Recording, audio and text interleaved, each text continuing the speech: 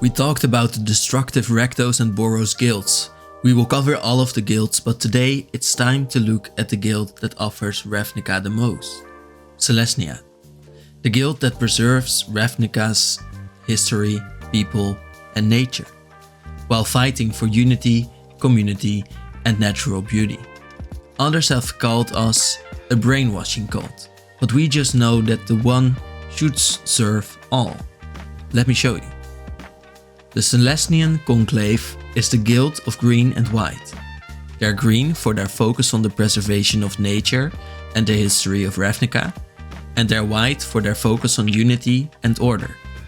And when it's really necessary, which it has been for the last centuries, the Selesnya also marshal a lot of soldiers to help strengthen the Conclave. Because someone has to fight for the real nature of Ravnica. Someone has to make sure Ravnica stays naturally beautiful and peaceful. The Rakdos started with their guild leader, but we discard the concept of leadership. We should all follow the song of the world soul. Our Parun connected with the world soul so that it could live on. While we still hear Mat Selesnya through her song, she only conveys what the lattice of Ravnica tells her. We follow the truth of our world. And Mat Selesnya did not only connect, but also sacrificed her body to become part of Vitu-Ghazi, our guild hall and home of the world soul of Ravnica. When we look at the Song of the World Soul, which is a song that can always be heard by any Selesnyan, we see a map of roots that bind every living being. In the middle of this map is Mat Selesnya, who sings out whenever Selesnya needs an army.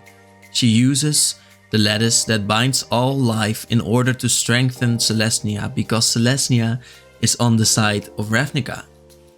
World souls are often found through magic's universes. Every plane has one. We see our first on-guild mechanic, populate. This helps you add another token of a certain creature you have on the field.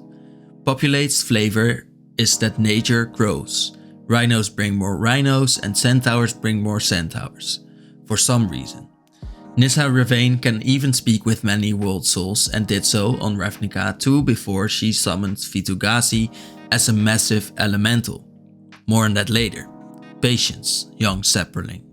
Haste is never good, at least according to the non-red Selesnyans, because Selesnyans meditate and try to ascend in order to get closer to Selesnya.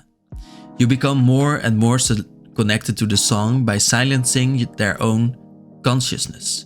You could recall placing your mind by that of the Conclave. Brainwashing, but why would you? It's for the greater good. Plus, you actually learn from the song. Every other Selesnyan is connected to the world mind, so you actually get better from replacing your mind. When a Selesnyan dies, they're re-uploaded to the world mind.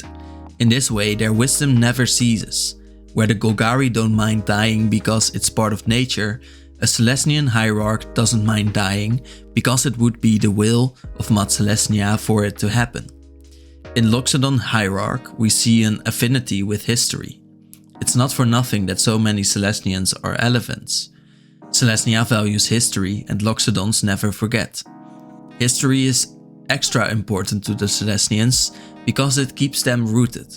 Even when they lost their connection to Vitu-Ghazi after the Decimillennial, most Selesnyans could still faintly hear the song. But it would never fade. History will bring them back to Vitu-Ghazi. While the Selesnyans were getting their connection to the song back, other parts of Selesnya got corrupted. They kept attacking the guildless and other guilds retaliated. The Dimir even attacked Vitu-Ghazi. After the Decimillennial, the Selesnyans called the next period the Resurgence, where the Selesnyans would regroup and rebrand as a guild for the preservation of nature, instead of just the preservation of traditions. The Selesnyans got reorganized in enclaves called Vernadi. Vernadi are built around central trees. A dryad called a Voda is called to govern the Vernadi.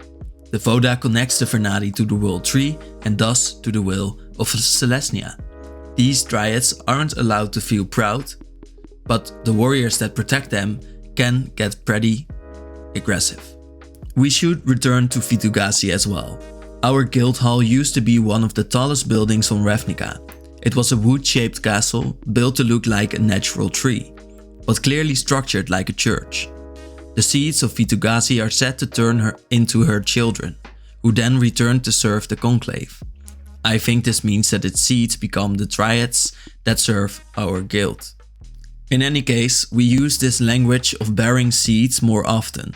In the flavor of our locket, we teach students to use the locket in order to spread life from our guild hall across Ravnica.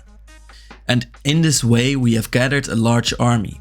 Here you see multiple kinds of our strong warriors: tree folk, centaurs, wolves, Ledev guardian knights, and our guild mages march together. And every one of them will recruit new seedlings, as seen from the convoke mechanic. A mechanic that lets your creatures tap to cast a spell. Like a true Selesnyan, every warrior helps cast the spell, which also works for the X-cast in March of the Multitudes. While Selesnya has strength in numbers, sometimes it is time for something bigger. During the War of the Spark, Vitu-Ghazi itself was uprooted and started to attack the Eternal armies. Nissa Ravane had done this and was never forgiven by the Conclave. While Nissa would never animate a world soul without its consent, and Vitu-Ghazi too had wanted to protect Ravnica. Still, we'll never forgive the elf. We will rebuild and already did. Vitu-Ghazi is now growing once more with Trostani safe inside. Trust us on this, nothing wrong will happen, trust us, it already has a new castle sprouting from the new branches, see? During the War of the Spark, Selesnyan soldiers were out there having their shields destroyed, trying to protect their beautiful world. So to many Ravnicans, this war was good for the image of the Conclave. But the fact that there were so many Selesnyan soldiers was not lost on the other guilds. The Selesnyans were preparing for war to break down, coming from the ambitious guilds even before they knew of the Spark War. Trostani was in discord over what to do with the coming war when she learned about it. And other ambitious Selesnyans had come to gather power while Trostani lay dormant. That's why there were so many shows of military prowess around the Selesnyan gardens. In specific, Glademaster Garo was gathering forces while Amara was officially in charge. So, Garo eventually attacked Amara, who was saved by Hakara and Ral Zarek. I think the War of the Spark says the most about Amara. She's a character that was at first just meant to set up Jace's origin story. But while she'd recognized Jace as a planeswalker that wasn't meant to be on Ravnica, she became the maze runner for her own guild. The Conclave knew that Amara would be the perfect choice, because before she'd investigated on Izzet research. Even when she was kidnapped by clowns, Amara kept being the only voice of Selesnya asking for peace, while the rest of the Conclave got easily manipulated into starting a war against the Chaos cult Rakdos. Amara will always focus on protecting tokens, which stand for all the plants, elementals and critters of Ravnica. But then, during the War of the Spark, she took semi-control over her guild while Trostani was in discourse. Here, she'd welcome Kaya and the Red, and even said that the Red, who almost nobody could see, was beautiful. Amara at first refused Kaya's plan to bring together the guilds because it had come from the Izzet, who want to define everything. But Sim of the Trostani then awoke and asked Ses of Order if she wanted order without Oba of Life, and thus Trostani agreed to join in while Trostani was in discord. They gave Amara the power to be the soul of their accord. So with this power granted, Trostani asked Amara to lead the Selesnyans to protect Ravnica. And that's where you see Amara in this art, ready to bring trust to her city. And Amara does bring trust, not just by being a strong militaristic force, but also by showing how Selesnyans work together. They all come together to grant their strength to each other, so that a few warriors can become giant forces for the good of Ravnica. And Amara herself is also just a very strong mage. In this art of Court of Calling, she seems to be summoning a giant worm to join in on the fight, using her lyre to bring the music-loving ground boat out of its hiding into the light to fight for Mother Nature. And Amara does this all in order to keep Selesnyan gardens free to use. But the Selesnyans also think their gardens should be guarded, something that seems contradictory, because if you guard them they are not really free for everyone. But as long as you adhere to the Conclave's rules, you're allowed to be in their peaceful perks. There are more contradictions coming from Amara, like how she says that you should find peace wherever you want to go to war. Amara goes to her vantage point of privilege in her beautiful garden next to Vitu-Ghazi to find peace. It seems to be the morning before war starts, judging from the dawn breaking through in the art and the name of the card. Whenever you gain life or peace, you get to draw a card. It seems like finding peace is more about the moment before war then. Or perhaps you need to know Selesnyan peace in order to fight for it. When you've seen the beauty of this garden and have felt its peace, perhaps then you are really strengthened and motivated to protect it. While Amara and many druids of the Conclave mean well when they protect their sacred lands, the Selesnyans come over as hypocritical, because while they do protect nature, they also judge others. Who gets to choose who gets to live and who gets to die? And why is it okay to kill someone who's ambitious, but not okay to kill a part of the Conclave? A Selesnyan would say that killing is sometimes necessary. It is needed in order to shape the city, because while the Green Conclave loves all life, they also want to control it so that it can coexist. So sometimes a Selesnyan would use a board wipe on all of their enemies and friends to just leave perfect uniformity, to make sure that everyone who lives serves the strong Song of Selesnya. All important Selesnyan places surround trees. Let's go by them, starting with the Ivory Oaks. To many Ravnicans, this is the most important Selesnyan place. This collection of white trees is guarded by Loxodon warriors with the same colors.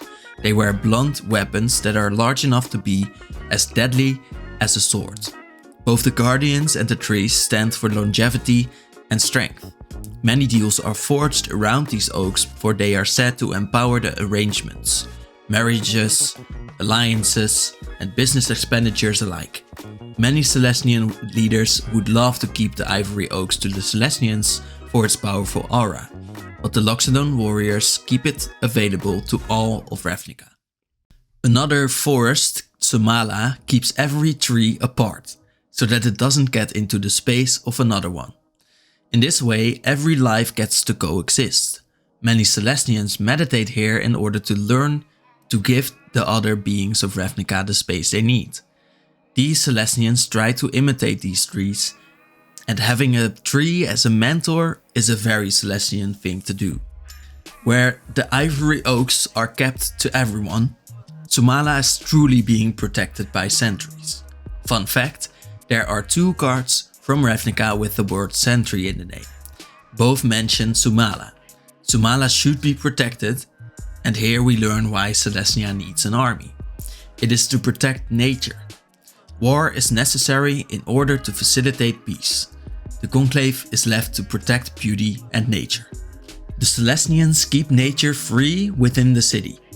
Where the Gruul abandon the city, the Selesnyans protect it from within. With the Card of Manor set, we learn that the Selesnyans even keep room for elementals.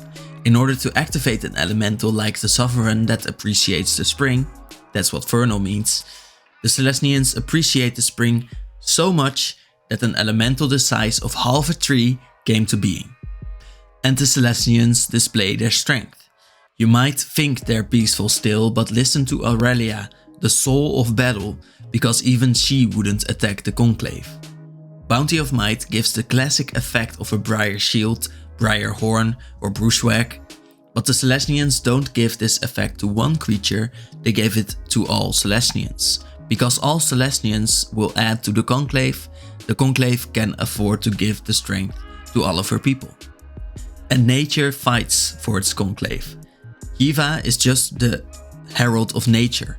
It's almost weird that she's not Gruul, but she is definitely Selesnyan. The effect of giving your creatures flesh is part of Selesnya because they can call upon creatures. The Song of Selesnya will always guide her creatures, for her own betterment, that is. Aside from preserving nature, Selesnya preserves peace. When Selesnyans die, they go in peace. They don't have to become zombies or spirits, they can just upload their minds in peace and then perish in peace. The last aspect of preservation is history.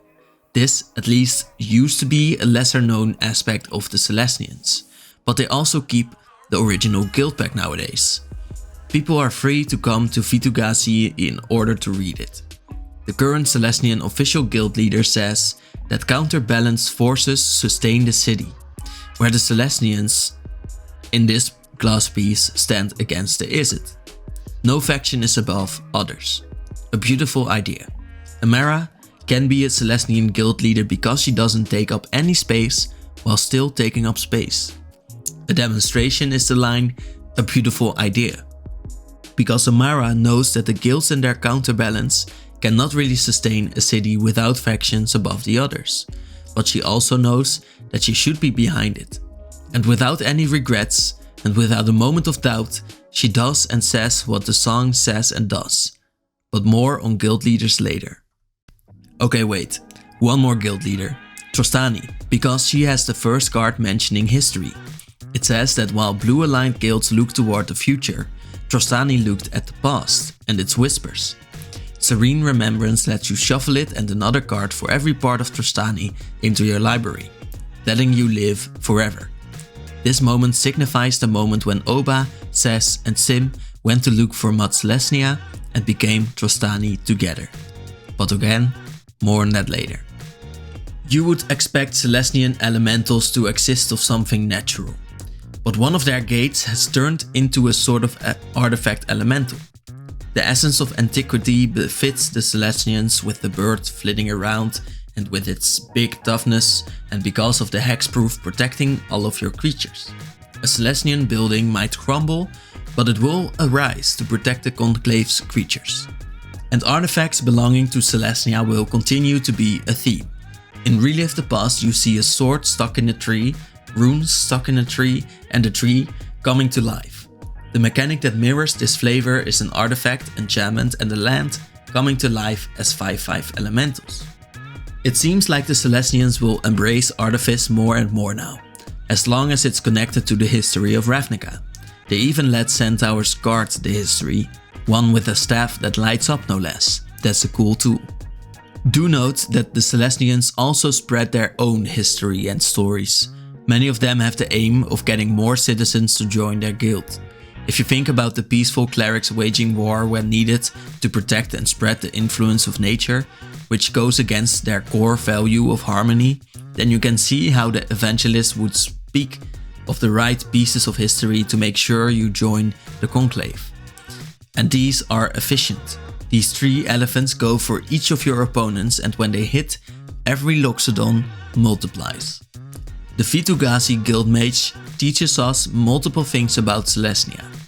For one, they're against creativity, because we saw that the Conclave is against the Izzet.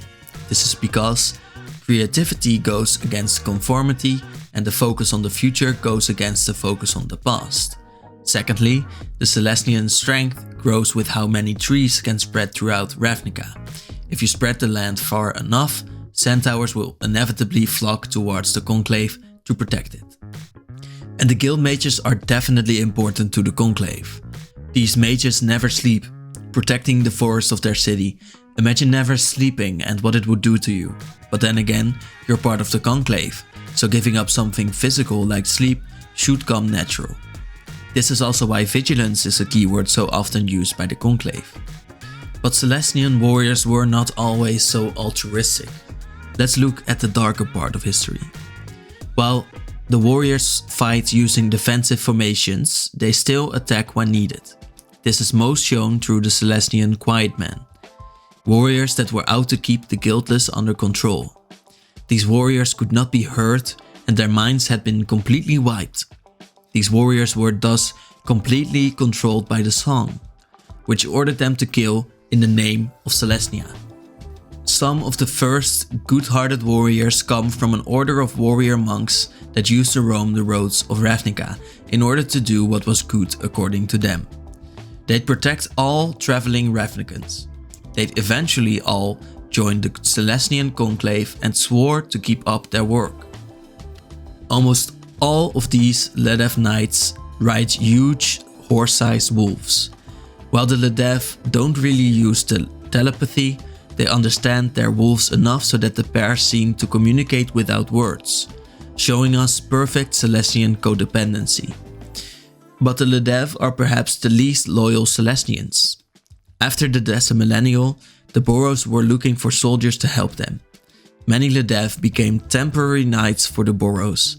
And now, while Mod Selesnya exerts more and more influence, the Ledev are only assigned to Selesnyan-owned roads, keeping their strength to the Conclave. And the Ledev aren't on board with this. More and more Ledev return to their old ways. The most well-known Ledev is Tolsimir Wolfblood. He is a Ledev guardian who fought during all of Ravnica's most important interplanar wars. His wolf, Voja, and him were ever loyal to the guild. In his first art, we see him leading multiple Ledev guardians while shooting his own arrow. In this way, he was a great leader for the Conclave during times of peace. But during times of war, Tolsimir breaks free, even dismounting his wolf so that Voja can fend for herself. The pair keeps risking their lives for the Conclave. But even while Voja grows from a 2-2 into a 3-3, no strength is ever infallible. Tolsimir's last card is Midnight's Blood. Tolsimir seems to have gone dark in Karlov Manor, dealing with matters of night, which is weird for a guild affiliated with the sun. Voja even seems like a demonic wolf here, with her eyes green glaring from the darkness. She's also a 5/5 now. Again, Tolsimir has the same fight spell for his companion, so he seems to be at war still, and now it doesn't even matter to him who she attacks. Tolsimir seems to be guarding Vitu-Ghazi here, and so he did. Eventually, he tried to take the blame of the case, and through protecting his guild, he died doing what he did best. Voja still lives, but if you think about the Ledev's bond with his wolf, you can see how angry she has become. She is also the reason why she's gotten Naya colors instead of just Selesnya. The added red signifies her rage for her fallen partner. As a legendary 5/5 with Vigilance and Trample, Voja still works together with other elves and wolves. It seems like she's become a mentor to the Ledev, because even with an empty saddle, she gives +1 counters to all your creatures for every elf she fights with, and she draws cards for every wolf in her pack, almost as if she is learning how to be a leader herself. You can kind of see why the Selesnyans try to keep the Ledev to themselves, because at the core of Selesnya they are about a codependence. Their signet says that the sun, their white color, supports the tree, their green color, and the other way around. So the Conclave in essence does attract the sunlight, but they also want to keep it within their guild. The tree tries to keep the sunlight to itself, so you can either join the Conclave and enjoy their beautiful gardens and sunlit groves, or you can stay away and be shunned by the Selesnyans. I think Privileged View in this sense is the perfect Selesnyan card. 2 Selesnyan officials stand on their beautiful tree house, looking down on Ravnica from their vantage point, the sun in the back shining just on them as the others are in the shadow of their own tree. The Selesnyans can say what they want from their point of view, because up there, their world is beautiful. Through their eyes, it's weird that someone wouldn't want to join. If only others could see what we see. Well, then we'll make sure they see. Not by attacking them per se, but by uprooting their world completely through the power of nature. Worms feed on all the growth Selesnya enables, and Selesnya gets to influence the blind worms. This one rampages through Rakdos streets on its own, but Selesnyan worm colors often guide their worms through territory that should belong to the Conclave. And there are more kinds of colors of nature, because Selesnyans are not like the Gruul, who let nature run rampant. They try to tame it in a way and make sure that nature fits their view of Ravnica. But whenever they truly need to expand, the Conclave starts trying to tame rhinos to truly make a change. I hope this Horncaller has a massively strong sidestepping skill. Centaur tokens are often just as big, but the centaurs in the Conclave are respected beings in the sense that they're often captains. Even the Dev Guardians bow in respect and let them through. This was at least true for the War of the Spark, but as you can see, when we move away from Selesnyan influence, people have less and less respect for these horsemen. You'd say that the centaurs are the Sagittars, but those are actually the archers that defend Conclave territory. Well, they protect their own territory and use maps to hit anything or anyone in Ravnica. Not sure how they get that much power out of their bows, but they do. Let's finish this with the guild leader that isn't a guild leader, Trostani, who is a combination of 3 Dryad sisters. The 3 sisters had tried to get to Selesnya to get her back, but first the Selesnyan guild had to come together in harmony. They had to bridge their divide between order and life. Without change in the guild, the 3 came together to bind themselves to the threads of the Song of Selesnya. When they intertwined themselves, they lost sight of the real world and could only hold onto their Dryad sisters for orientation. Then they found Selesnya. Mod told the sisters that the ambition of the rootless ones had been too powerful, so the Conclave had to gather an army. Selesnya then bound the sisters to the roots of the song. The message was that all had to sacrifice for the greater good. So the 3 sisters, now part of the root network of Ravnica, called through the song for all Selesnyans to gather. They told the gathered that Trostani was an example for the guild, that all should unify into one being, one network, and they told them that an age of growth would begin for Selesnya. They became Selesnya's voice, who focused on populating Ravnica to build an army for Mother Nature. And under their influence, Mother Nature became more courageous, yes, but also more aggressive than ever, even going as far as attacking other allies of nature. Without thinking about it, Selesnya began to devolve into their cruel counterpart. Selesnya started to become discordant. And through their discord, the 3 Dryad sisters grew as apart as they could. The 3 sisters, of whom Oba was the Dryad of life, Ses was the Dryad of order, and Sim stood for harmony. Oba of life speaks almost as if in song. Her eyes shift with the seasons and her mood, turning from emerald green to deep fall brown. During Trostani's discord, she focused on strengthening Selesnya's strength. Ses of order, who speaks in a monotone voice, wants to keep to themselves, but was eventually convinced by Sim to join the other guilds. Sim almost never speaks, and if she does, she only does so with a sliver of a whisper. But that whisper is the most important to the Selesnyans, because Sim keeps the harmony right. Between her sisters and between every little part of the Conclave. Her discordant card has 3 abilities for Oba, Sim and Ses in that order. Not to foreshadow too much, but the next part will be about Karlov Manor, so I should introduce this as a spoiler. Trostani and her guild treat anyone who come into the Conclave as a friend. Any Selesnyan should be peaceful parts of the whole and will be cherished friends. But if you try to leave, you will be arch enemy number 1.